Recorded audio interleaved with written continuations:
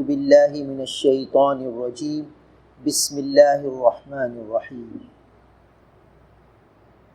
والذین لا یشہدون الزور وَإِذَا مَرُّوا بِاللَّغْوِ مَرُّوا كِرَامًا وَالَّذِينَ إِذَا ذُكِّرُوا بِآيَاتِ رَبِّهِمْ لَمْ يَخِرُّوا عَلَيْهَا صُمًّا وَعُمْيَانًا صدق اللہ مولانا العظیم۔ میرے محترم بزرگوں اور عزیز بھائی، یہ سورہ فرقان کا آخری رکوع چل رہا ہے، اور ان آیات مبارکہ میں اللہ تعالیٰ کے نیک بندوں کی صفات کا بیان چل رہا ہے۔ اللہ کے نیک بندوں کی ایک اہم صفت یہ ہے کہ والذین لا یشہدون الزور، کہ وہ لوگ ہیں جو جھوٹ کی مجلس میں حاضر نہیں ہوتے، اور جب کسی لغو بات یا کام کی طرف سے گزرتے ہیں تو عزت کے ساتھ گزر جاتے ہیں، اور جب ان کے سامنے ان کے رب کی آیتیں ذکر کی جاتی ہیں تو اس پر اندھے اور بہرے ہو کر نہیں گرتے۔ تو فرمایا کہ والذین لا یشہدون الزور، جھوٹ کی مجلس میں حاضر نہیں ہوتے۔ مفسرین کرام فرماتے ہیں کہ زور کی مجلس سے مراد، جھوٹ کی مجلس سے مراد ناچ گانے کی مجلس ہے۔ بعض کہتے ہیں کہ گناہوں کی مجلس ہے، بعض کہتے ہیں بے حیائی کی مجلس ہے، بعض کہتے ہیں شراب کی مجلس ہے، بعض کہتے ہیں جوئے کی مجلس ہے۔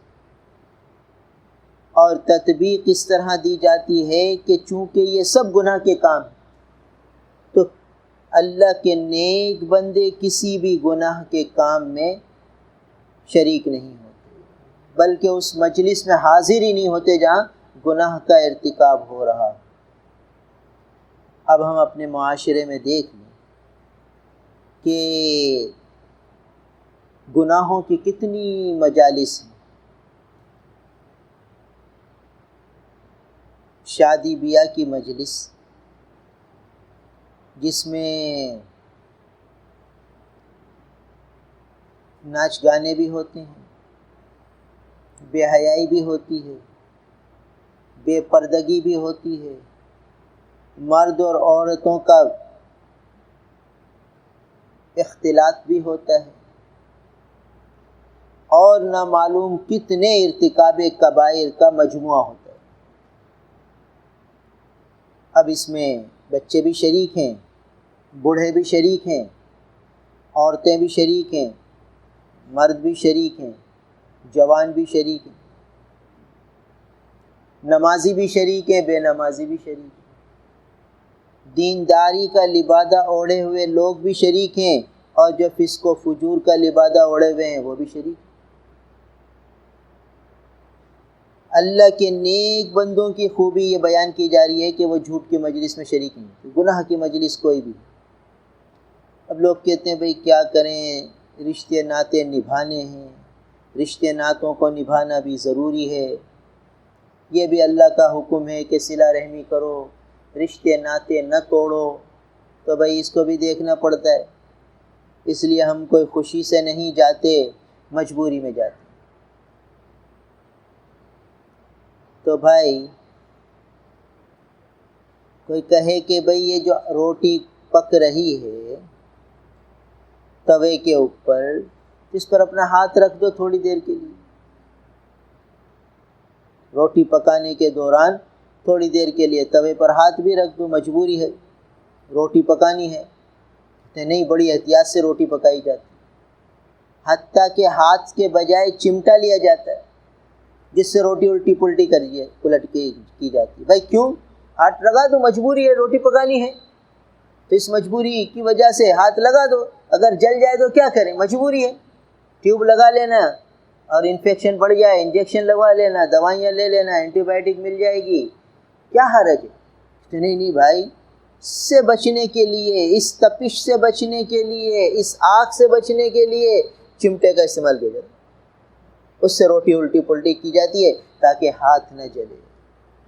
بھائی یہ تھوڑی سی آگ ہے جس کی تپش، جس کی جلن، وہ مرہم سے، کریموں سے، دواؤں سے، انجیکشنوں سے یہ انفیکشن بھرا جا سکتا ہے۔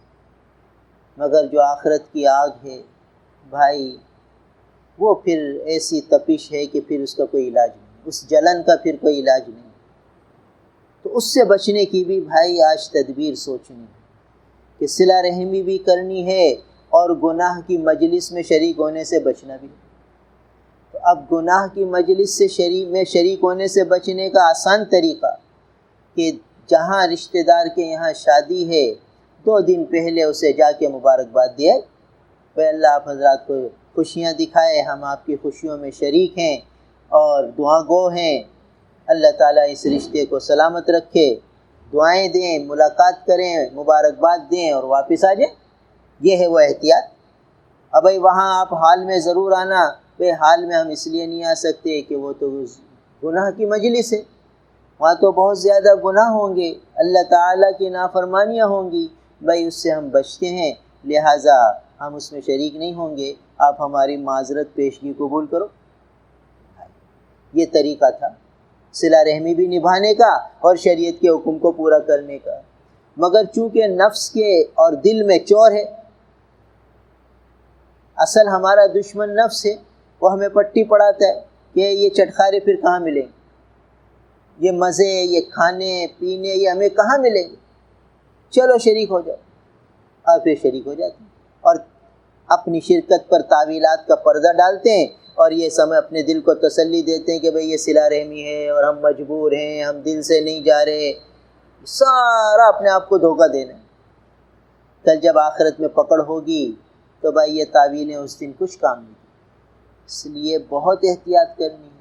ہر گناہ کی مجلس میں شریک ہونے سے اپنے آپ کو بھی بچانا ہے، اپنی اولاد کو بھی بچانا ہے۔ دیکھو جہاں گناہ ہوتے ہیں وہاں معصیت کے جراثیم ہوتے ہیں، گناہوں کے جراثیم ہوتے ہیں، وائرس ہوتے ہیں، وہ آدمی کو بھی لگتے ہیں، بچوں کو بھی لگتے ہیں، اور ایسے لگتے ہیں کہ پھر یہ پروان چڑھتے رہتے ہیں اور یہاں تک کہ یہ بچوں کو بھی معصیت اور فسق و فجور میں مبتلا کر دیتے ہیں۔ پھر یہ بچے بڑے ہو کر وہ گناہوں کے عادی ہوتے ہیں۔ اب دیکھنے میں تو یہ چھوٹی سی بات ہے کہ بھئی کیا ہو گیا، تھوڑی دیر کے لیے جاتے ہیں واپس آ جاتے ہیں۔ بھائی کہیں اللہ بچائے، اللہ بچائے، شادی حال میں آگ لگ جائے اور ہمیں وہاں دعوت ہے اور ہم دعوت میں شریک ہونے کے لیے ہم نے کپڑے بھی پہن لیے، ساری چیزیں تیار ہو گئیں، بس باہر نکلنے کی دیر ہے، رکشے میں بیٹھنے کی دیر ہے اور شادی حال میں پہنچنے کی دیر ہے کہ اطلاع آ گئی کہ بھئی وہاں تو بڑی سخت آگ لگ گئی ہے، تو اب ہم کیا کریں گے؟ چلے جائیں، کیا حرج ہے؟ اس آگ میں ہم بھی چلے جائیں، ہمارے بچوں کو بھی لے جائیں، سب کو کہیں بھئی چلو ٹھیک ہے آگ میں شریک ہو جاتے ہیں، کیا ہو گیا؟ ارے آگ لگ گئی، چلو پروگرام کینسل۔ بھائی کیوں کینسل؟ صلہ رحمی کرو۔ اب صلہ رحمی کہاں گئی؟ اب کیا ہوا اس صلہ رحمی کا؟ بھئی شریک ہو جاؤ، بھئی جل جائیں گے، کیا ہو گیا، مر جائیں گے، شہید ہو جائیں گے، چلو۔ کہتے نہیں بھائی آگ لگ گئی، اب کیا فائدہ؟ معلوم ہے صرف کھانے کا مسئلہ تھا، کھانا ملے گا نہیں تو جانے کا فائدہ کیا؟ یہ ہے نفس کے دھوکے جو ہمیں نفس دھوکے میں ڈال دیتا ہے، ہمیں پتہ بھی نہیں چلتا اور ہم تعویلات کرتے رہتے۔ اندر کا چور وہ تھا کہ کھانا نہیں ملے گا، جانے کا فائدہ کیا؟ اب جا کے کیا کریں گے؟ بھئی آگ لگی ہے، جاؤ، سب بچوں کو بھی لے جاؤ۔ کہتے نہیں اب جانے کی ضرورت نہیں۔ تو معلوم ہوا کہ کھانا پینا مقصود تھا اور چٹخارے مقصود تھے اور اب وہ ملیں گے نہیں، تو بھئی ٹھیک ہے واپس، بھئی جاؤ نہیں، کیا فائدہ؟ اب نہیں جا رہے۔ اور وہاں جو آگ لگی ہوئی ہے جو ہمیں آج نظر نہیں آ رہی، جو نظر نہیں آ رہی، اس میں جانے کے لیے تیار، حالانکہ ہے تو ابھی بھی آگ، وہ آخرت کی آگ ہے کہ جہاں اللہ تعالیٰ کی نافرمانی ہوتی ہے، گناہ ہوتے ہیں، معصیتیں ہوتی ہیں، تو وہاں آگ جل رہی ہے۔ اب اس جلن میں ہم چلے جاتے ہیں، جلتی آگ میں، گویا اپنے آپ کو آخرت کی آگ کے حوالے کر دیتے اور سمجھتے ہیں کہ بھئی کچھ بھی نہیں ہوا۔ بہت بڑا نقصان ہو گیا۔ کرامن کاتبین یعلمون ما تفعلون، یہ کرامن کاتبین نے لکھ لیا کہ یہ کون سی مجلس میں گیا تھا، وہاں انٹریاں ہو رہی ہیں، وہاں ناچ گانے ہو رہے ہیں، سب میں بیٹھا ہوا ہے دیکھ رہا ہے۔ تو یہاں بتایا جا رہا ہے کہ جو اللہ کے نیک بندے ہیں وہ گناہ کی مجلس میں نہیں جاتے، جہاں بھی گناہ کی مجلس ہو، گناہ کی بات ہو، وہاں وہ نہیں جاتے۔ تو ایک تو ہمارے معاشرے میں یہ شادی بیاہ کی مجالس میں شرکت کرنا جہاں یہ گناہ کے اور معصیتوں کے ارتکاب ہوتے ہیں، یہ گویا اس سے بچنا ہے۔ اور دوسرا، جہاں ہم بے دھڑک چلے جاتے ہیں، یہ تفریحی مقامات، گھومنے پھرنے کی جگہوں پر، جیسے حیدرآباد شہر میں رانی باغ ہے اور تفریحی مقامات ہیں، یہاں بھی بے انتہا بے حیائی اور بے پردگی اور معصیتوں کا ارتکاب ہوتا ہے، اور ہم کہتے ہیں بھئی یہ تفریح ہے، یہ تفریح تو کرنی چاہیے، اور تو ہمارا دین تفریح سے کہاں منع کرتا ہے، دین تو اجازت دیتا ہے، تفریح جائز ہے۔ بھائی تفریح تو جائز ہے، بے حیائی اور فسق و فجور جائز نہیں۔ تو تفریح پھر کیسے کریں؟ دیکھو، جب آدمی دین پر چلنے کا پکا ارادہ کرے گا تو اسے تفریح کے مواقع بھی شریعت عطا کرے گی، علماء اسے بتائیں گے کہ بھئی کیسے تفریح کی جاتی ہے۔ دیکھو، انسان جو ہے نا، اس کو فطرت سے لگاؤ ہے، فطرت سے انسان فطرت کی طرف مائل ہوتا ہے۔ اب دیکھو، کراچی میں لوگ کروڑوں کے بنگلے میں رہتے ہیں، کروڑوں کی گاڑیوں میں بیٹھتے ہیں، اب وہ اپنے کروڑوں کے بنگلے کو چھوڑ کر، اپنے آرام دہ بستروں کو چھوڑ کر، اپنی لاکھوں کی گاڑی ایسی کار سے اتر کر ساحل سمندر کی ریت پہ لیٹ جاتے ہیں اور کہتے بڑا سکون ملا۔ یہ کیا سکون ملا؟ تو سکون کی جگہ تو ان کی خوابگاہ تھی، جہاں اے سی بھی لگا ہوا ہے، جہاں مولٹی فارم کے گدے لگے ہوئے، جہاں اسباب راحت سارے جمع ہیں، مگر وہاں ٹینشن ہے اور سکون مل رہا ہے تو یہ مٹی میں مل رہا ہے۔ یہ ہے فطرت، اس کو کہتے ہیں فطرت۔ تو دیکھیے انسان کی طبیعت مائل، پھر وہ گاڑی سے اتر کر اونٹ پر بیٹھتا ہے اور اونٹ کی سواری کی تصویریں لیتا ہے کہ میں اونٹ پہ سوار ہوا، اور اس سے اس کو تسکین ملتی ہے، اور واپس آ کے کہتا ہے یار ذہن فریش ہو جاتا ہے، تھوڑا ذہن سکون ہو جاتا ہے، تو پھر ٹینشن میں آگے ٹینشن میں۔ بھئی اسباب راحت کو میں ہوتے ہوئے ٹینشن میں، تو معلوم ہوا کہ یہ جو معصیتوں کے ماحول میں آدمی سمجھتا ہے کہ میں تفریح کرنے جا رہا ہوں، یہ اپنے آپ کو دھوکہ دیتا ہے، یہ تو آگ میں جا رہا ہے، یہ تفریح میں نہیں جاتا۔ تفریح عربی کا لفظ ہے جس کے معنی فرحت حاصل ہو، خوشی محسوس ہو۔ تو خوشی آدمی کو جو محسوس ہوتی ہے طبعی اعتبار سے ان چیزوں سے ہوتی ہے جو فطرت کے مطابق ہو۔ لہٰذا اب یہ کیا کرے اگر اسے تفریح کرنی ہے اور فیملی کے ساتھ ہی کرنی ہے؟ صبح فجر کے بعد یہ دیہات کے ماحول میں چلا جائے، جہاں سورج طلوع ہو رہا ہے اور ہریالی ہے اور جانور ہیں، یہ سب فطرت کے قریب مناظر ہیں۔ اب ان مناظر کو دیکھے گا تو طبیعت میں فرحت آئے گی، کرے تفریح۔ اب پکا کے لے جائے گھر سے اور کھائے وہاں بیٹھ کے، کون منع کرتا ہے؟ مگر یہ کہا جائے کہ نہیں تفریح کریں گے اپنی خواہش کے مطابق، فسق و فجور کے ماحول میں جا کر، ناچ گانوں کے ماحول میں جا کر، اور پھر لبادہ اس پر یہ ڈالیں گے، عنوان اور ہیڈنگ یہ ڈالیں گے کہ دین میں تفریح سے کہاں منع کیا گیا؟ دین میں تفریح سے منع نہیں کیا گیا، مگر تفریح کا طریقہ بھی سکھایا گیا ہے، اور اصول اور ضابطے اور قانون دیے گئے ہیں کہ تفریح ایسی کرنی ہے جہاں فسق و فجور نہ ہو، جہاں معصیت نہ ہو، جہاں اللہ تعالیٰ کے احکامات کو پامال نہ کیے جائے۔ تو ان چیزوں سے، گناہوں سے بچتے ہوئے تفریح کرو، تو اس کا الٹرنیٹ موجود ہے، صحیح ہر بات کا بدل شریعت میں موجود ہے، کوئی آنا تو چاہے۔ تو دوسرا، جہاں بے تحاشا ہمارے مسلمان بچے بچیاں یہ تفریح مقامات پہ چلے جاتے ہیں اور فسق و فجور میں مبتلا ہوتے ہیں، یہاں بھی معصیت کے جراثیم ہوتے ہیں، اور معصیت کے جراثیم بچوں کو بڑوں کو لگ جاتے ہیں، پھر یہ آگے جا کے فسق و فجور میں مبتلا ہوتے ہیں، گناہوں میں مبتلا ہوتے رہتے ہیں، آگے بڑھتے رہتے ہیں گناہوں میں۔ تو اللہ تعالیٰ کے جو نیک بندے ہیں ان کی یہ اہم صفت سامنے آئی کہ وہ گناہ کی مجلس میں حاضر نہیں ہیں، گناہ کی کسی بھی مجلس میں۔ پھر اور گناہ کی مجالس کیا ہیں؟ جوئے کی مجلس۔ آج کل بہت سے مقامات پر وہ جوئے کے کھیل ہوتے ہیں اور وہاں لوگ باقاعدہ شریک ہوتے ہیں، چلو بھائی 10 روپے کی پرچی میں انعام نکل آیا تو ٹھیک ہے، یہ بھی گناہ ہے، اس میں بھی حاضر ہونا منع ہے۔ پھر شراب کے اڈے بنے ہوئے ہیں، شراب خانے بنے ہوئے ہیں، وہاں لوگ جا کے نوجوان شرابیں پیتے ہیں، سمجھتے ہیں کہ ہم جو ہے انجوائے کر رہے ہیں۔ بھائی یہ گناہ کی مجلس ہے، یہ جھوٹ کی مجلس ہے، اللہ تعالیٰ کے نیک بندے ایسی مجلسوں میں حاضر نہیں ہوتے۔ اور لڑائی جھگڑے کہ دو دوست لڑ پڑے، پھر کچھ اس کے ساتھ کچھ اس کے ساتھ، اب 2 پارٹیاں بن گئی، اب یہ ایک اس کے فیور میں ایک اس کے فیور میں، اور ایک دوسرے کو مار دھاڑ کرنے کے چکر میں کہ اس کو اس طرح ماریں گے اور کہتے اس کو اس طرح ماریں گے، اور اس کے لیے مجلس آرائی ہو رہی ہے، اس کے لیے مشورے ہو رہے ہیں، اس کے لیے ترتیبیں سوچی جا رہی ہیں۔